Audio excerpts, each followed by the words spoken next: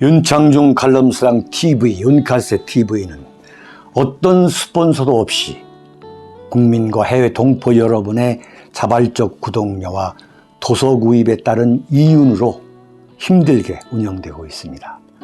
여러분에게 6권의 책을 권유합니다. 3년간의 죽음보다도 더 고통스러웠던 그 기록을 담은 피정, 그리고 박근혜 대통령 탄핵을 기록한 2017년 12월 운명, 문재인 정권의 피비린내 나는 정치 보복을 상세히 기록한 칼춤과 부활,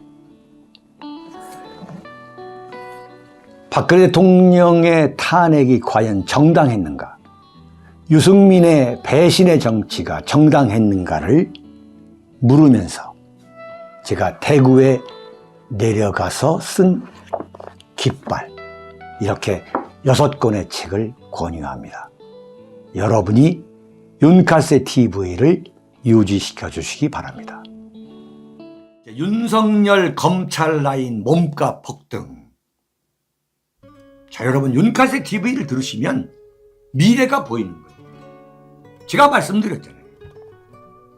이렇게 대광초등학교, 충암고등학교, 서울법대, 검사 이렇게 간다면 이 자들이 어떤 짓을 할 줄 모른다. 네? 정말 걱정되는 거다.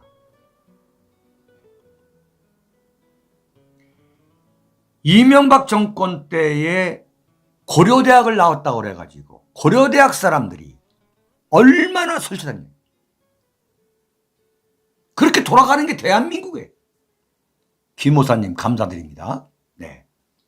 그런데 이런 기사가 나와요. 국민일보 기사. 국민일보. 재계를 중심으로, 재계. 이른바, 재계를 중심으로, 이른바, 윤핵관 인사들에 대한 영입 경쟁이 본격화하는 분위기다. 그러니까, 윤석열 대통령과 끈이 있는 거, 이걸 전부 찾아가지고 기업들이 자기네들 주요 보직에 앉혀가지고 윤석열 정권의 로비가 잘 되도록 한다는 거야. 지금 이게 보통 문제가 아니에요. 특히 윤석열 당선인이 검사 출신인 점에 착안한 기업들은 검찰 출신 인사들을 영입 대상 1순위로 삼고 있다.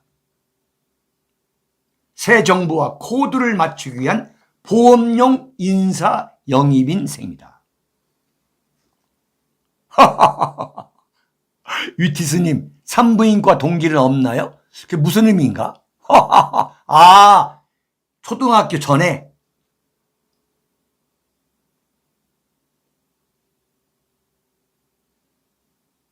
그 일례로 최근에 김영종 법률사무소 호민 대표 변호사를 포스코 홀딩스가 법무팀장, 부사장급 법무팀장으로 영입했다. 윤석열과 사법연수원 23기 동기라는 거예요.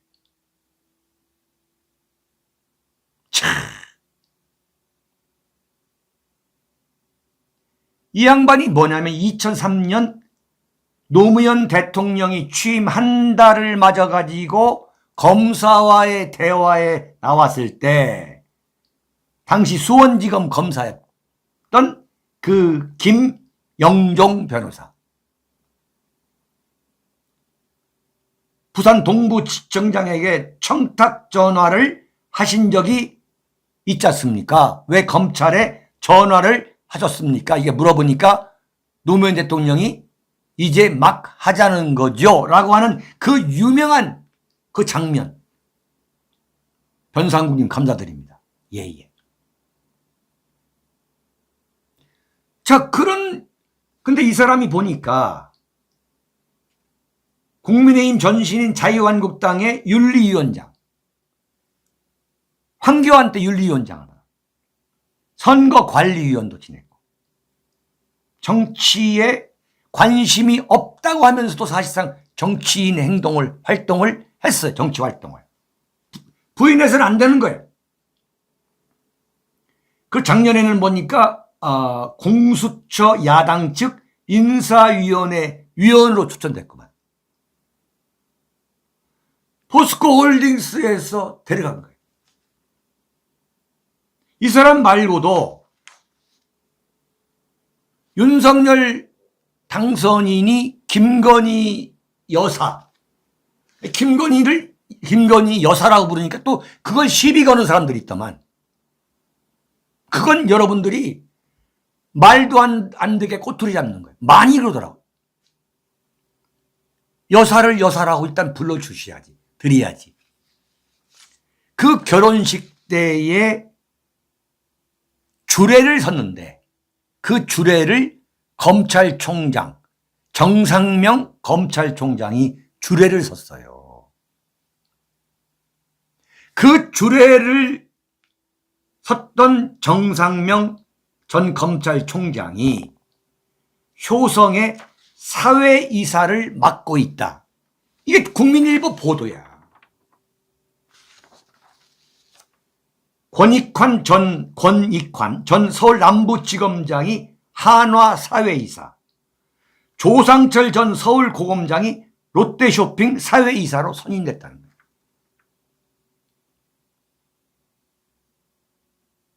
앞으로 엄청난 일들이 벌어질 거예요. 그게 대한민국 정치와 대한민국 재계의 수준입니다.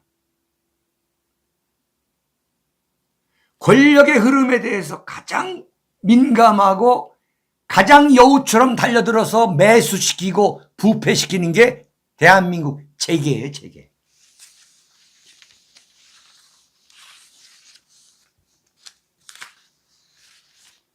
네.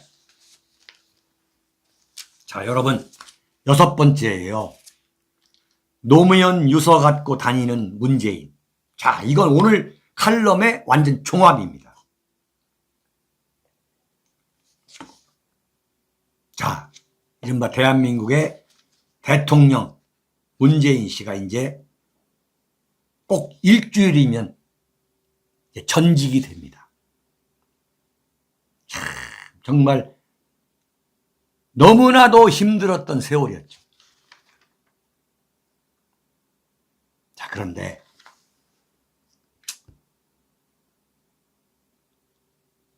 문재인이가 앞으로 어떤 생활을 할 거냐, 퇴임 후에.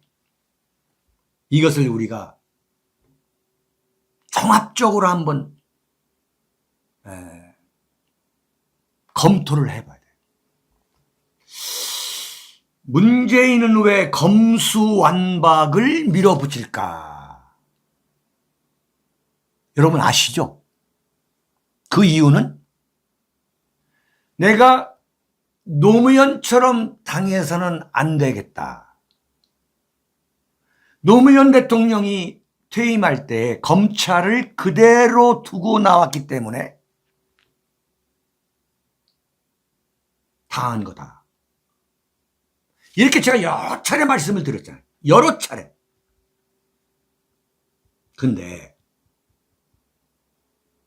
제가 오늘 이것을 여러분들한테 아주 확실하게 입증할 수 있는 걸 찾아냈어요. 네. 문재인은 왜 검수완박을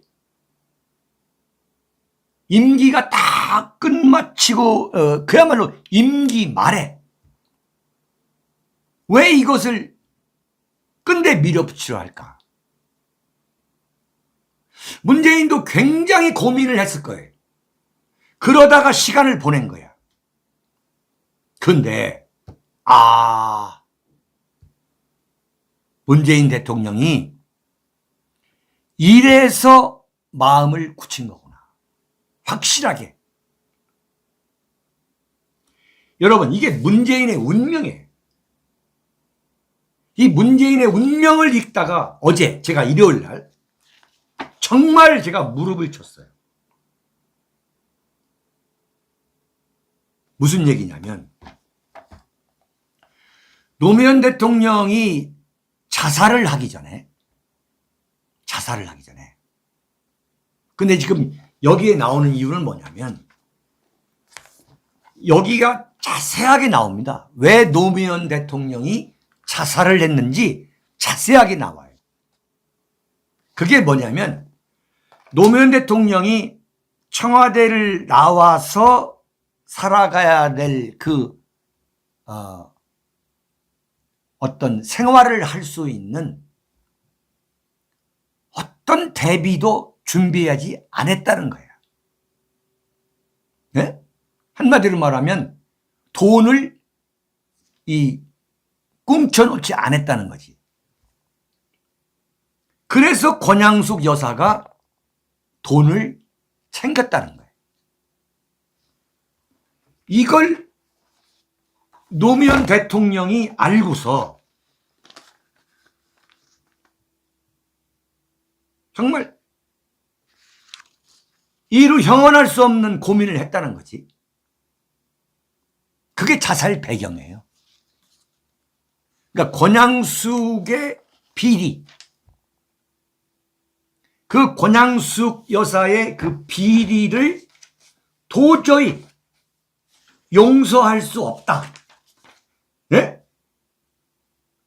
그런 이제 각오에서 결국은 다 내 책임이다. 내가 오랫동안 경제적으로 무능했고 장래에 대해 아무런 믿음을 못 주니 집사람과 정상문 비서관이 그렇게 한 게 아니겠는가. 다 내 잘못이다. 나는 오래 정치를 하면서 단련이 됐지만 이 말은 뭐냐면 돈을 받아서 다 써버리는 가족들은 단련시키지 못했다. 이러면서 이제 이런 이야기를 했다는 거예요. 그런데 그래서 이제 노무현 대통령이 PC에다가 봉화마을에 있는 PC에다가 유서를 써놓고서 이제 바위에 올라가서 극단적 선택을 하는데 거기에 이런 대목이 나옵니다. 이 문재인의 운명이에요. 참 정말 피눈물 흘리면서 쓴 거예요. 이게 보면 유서 전문을 공개하고 기자들에게 배포하라고 김경수 비서관에게 시켰다. 나는 지금도 그분의 출력해서 가지고 온 최초 원본은 그러니까 PC에서 처음 복사를 한 거예요. 프린트를. 여사님께 보여드린 후 품에 넣었다. 문재인 품에. 나는 지금도 그분의 유서를 내 수첩에 갖고 다닌다. 와. 별 이유는 없다. 그냥 버릴 수가 없어서 그럴 뿐이다. 이건 사무치는 이야기야. 그 프린트되고 그 유서를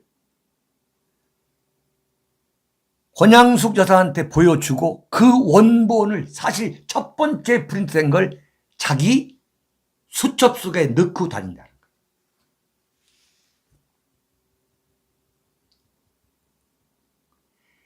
무슨 얘기냐? 근본적인 의문이 풀리는 거예요. 나는 어떠한 경우에도 제2의 노무현이 되지 않겠다는 그 몸부림인 거야. 네? 와. 이걸 민주당 사람들은 다 아는 거야. 민주당에서 지금 국회의원들은 뭐냐? 전부 다 노무현 문재인의 동지들이야. 이런 대목이 나와요. 이걸 알아야 됩니다. 어떤 대목이 나오냐면 아내가 울면서 정말 피눈물 나는 회고야. 네? 아내가 울면서, 그러니까 아내라는 게 이제 김정숙 여사죠. 그때 양산에 살 때. 양산에 살 때 노무현 대통령이 자살한 거 아닙니까? 아내가 울면서 검은 양복과 검은색 넥타이를 챙겨 병원으로 왔다. 이제 그를 장사 지내는 상주가 되었다. 네. 근데 이런 불행을 가져온 게 어디에 있었느냐? 당시 이명박 대통령이 미국산 쇠고기 문제로 서울은 물론 전국에서 촛불 시위가 벌어졌는데 노무현 대통령은 그 촛불 시위가 이명박 대통령 퇴진 요구로 가는 것은 바람직하지 않다. 오히려 막았다는 거지. 그런데 이명박 대통령이 그 촛불 집회의 배후에 노무현이가 있다. 응? 그 노무현 대통령과 참여정부에 대한 이명박 정권의 증오심과 적대감이 그때부터 시작돼 가지고 촛불 시위의 배후로 노무현 세력을 의심했다는 거예요. 그것을 검찰이 알고 노무현을 잡아다가 노무현과 그 권양숙 여사, 이른바 박연차 게이트를 수사했다는 거지. 설명이 쫙 되는 거야, 이게. 그때 그 장면을 이 문재인의 운명에서 이렇게 얘기합니다. 검찰에 도착했다는 거지. 정말 피눈물 흘리는 거야. 권양숙 여사님은 아무 말도 없이 눈물을 참고 있었고, 이제 버스 타고 서울로 올라올 때 검찰 출소하기 위해서 대통령은 담담했다.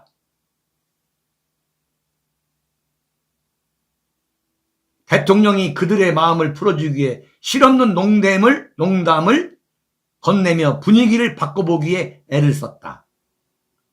오랜 시간 꾹 참고 있던 여사님이 대통령의 뒷모습을 보다가 더 이상 참지 못하고 그만 눈물을 펑펑 쏟고 말았다.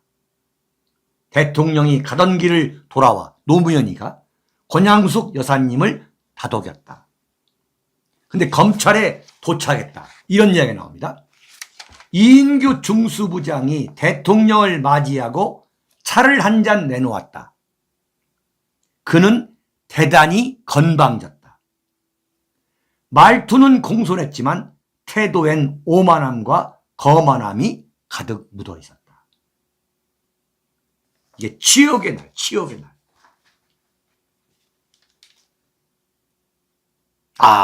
이게 설명이 되는구나.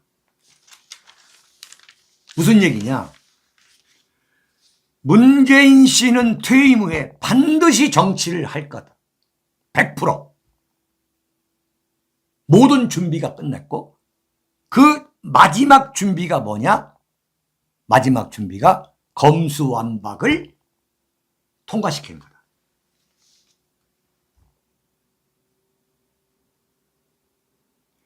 내 자신의 불행을 나 스스로 지켜야겠다. 그러기 위해서는 정치활동을 하자. 결심을 한 거예요. 제2의 노무현이 되지 않기 위해서 정치를 하자.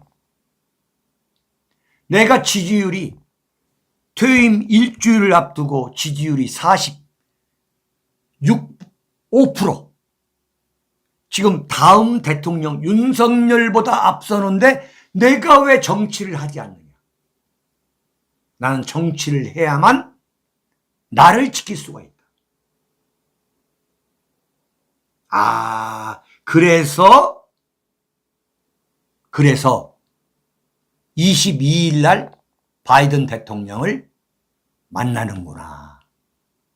이건 문재인 정권의 로비가 아니면 나는 가능하지 않았다고 봐요. 그게 합리적 의심입니다. 네. 그래서 문재인 씨는 퇴임하는 날 여의도에서 퇴임식 마치고 양산에 곧바로 가거나 양산에 내려가는 날 이른바 노무현 대통령의 봉화마을에 가가지고 참배하거나 그날 당일 아니면 다음 날 첫 번째 공식 행사로 봉화마을에 참배하고 권양수 여사를 만날 것이다. 이런 유추까지도 해보는 거예요. 네. 자, 이건 정말 정말 성렬이를 무시한다는 것이죠. 안 작가님. 정확한 거예요. 이 문재인의 꼼수에 철저하게 말려들고 있는 게 바로 윤석열 차기 대통령입니다. 자, 큰일 났어요. 큰일 났어요. 지금 200만 명의 트위터 팔로워가 있어요. 200만 명. 얼마 전에 돌아간 세상을 떠난 이회수도 아마 200만 명이 안 될 거예요. 지지율 40% 중반. 이런 정치적 자산을 포기한다? 어림없는 소리. 네? 어림없는 소리야. 더 확실한 건 뭐냐? 이제 한 2주면 떠나는데 굳이 윤석열을 맹공할 이유가 없는 거야. 네? 그리고 다시 양산에서 올라와서 바이든을 만날 아무 이유가 없는 거야. 어차피 윤석열 봐준다고 정치 보복 안 하는 것도 아니야. 노골적으로 정치하자. 그래서 경남 양산에 청와대에서 데리고 있던 공보팀들을 데리고 왔냐. 공보팀들을. 이거였구나. 네? 경남 양산에 공보팀을 데리고 간 건 뭐냐? 이건 정치하겠다는 거지.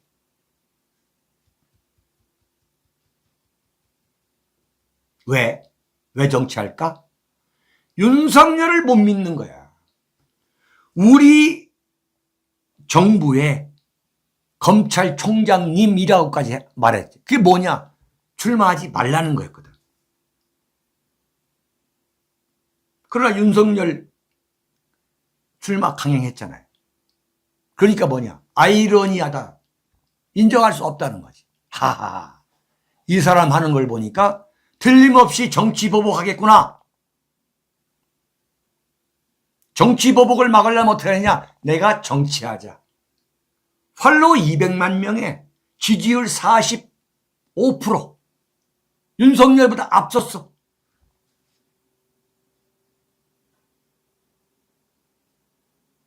지금 윤석열 대통령, 차기 대통령한테 굉장히 불리한 조건이 뭐냐? 경남 양산에는 문재인이라는 전직 대통령이 자리 잡고 있고 대구 달성에는 박근혜 대통령이라고 하는 우파의 슈퍼스타가 있는 거예요. 참, 이게 큰 문제구만.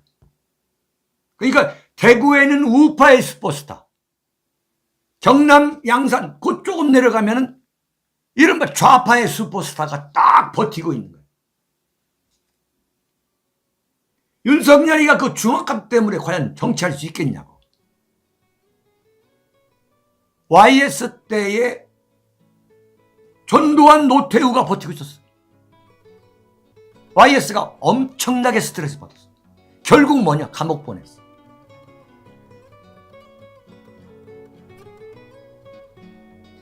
박근혜 대통령께서 심각하게 이 상황을 참고했으면 하는 그런 심정에서 오늘 마지막 방송을 했습니다.